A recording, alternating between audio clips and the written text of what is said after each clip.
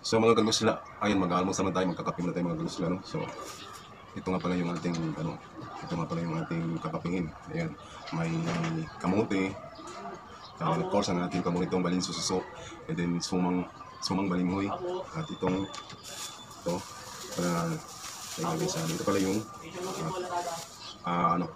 sinukmani. Okay, ayan, sinukmani mga kagusla. So magkape na tayo mga kagusla, kape na. Itong kamote na ito, nabili ko sa base sa kapitbahay namin. Yun naman yung kanyang kamote, mga dabis. Binalatan ko na siya. May mga bukbok. may dabis, mga hindi sa paninira. Ayun, ayun sa piso siya. 5 peraso. 60 pesos. Okay naman ang lasa.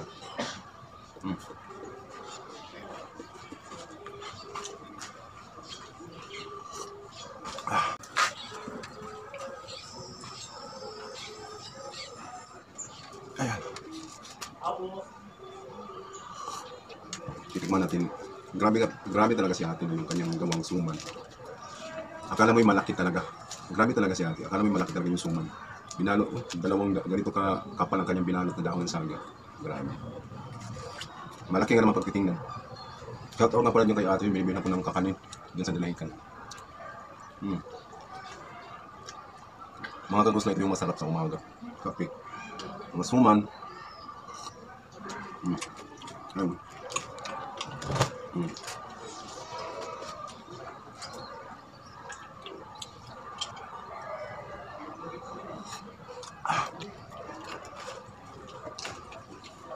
Kamote.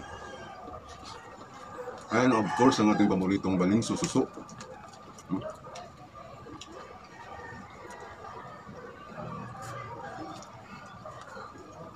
Bakit parang iba yung amoy, parang panis? Kung ganito talaga siya. Hindi naman siya panis, okay naman.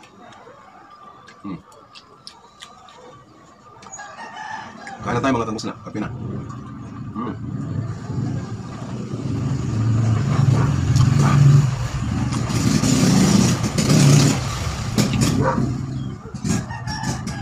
Sarap.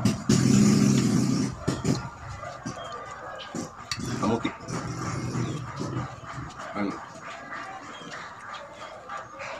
Labo ang kamuti mga tangos na, labo.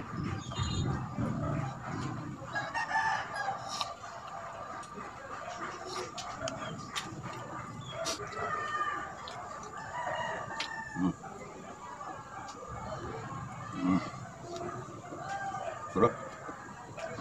Lamig. Sarap.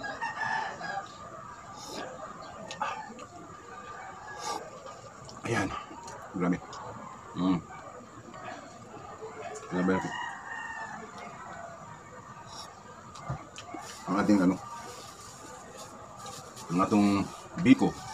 O sa Bisaya biko, sa Tagalog sinukmani.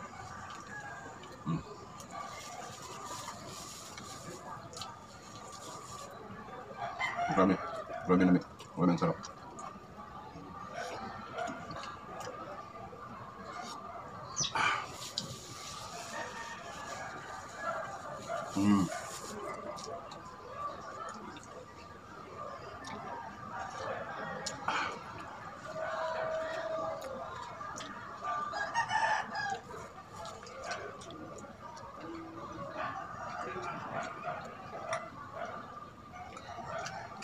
Bakit ganito ang sumo niya?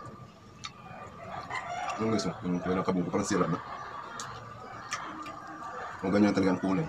Pero hindi, wala naman, hindi naman panis ang amoy.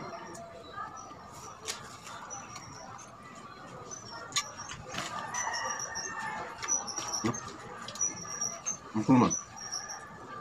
Doon ko ito nabili kay artist niya sa pagtitinda dun sa may harap ng drugstore.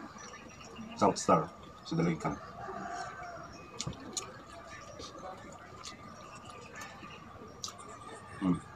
Araw ngayon ang Biyernes mga kagusla.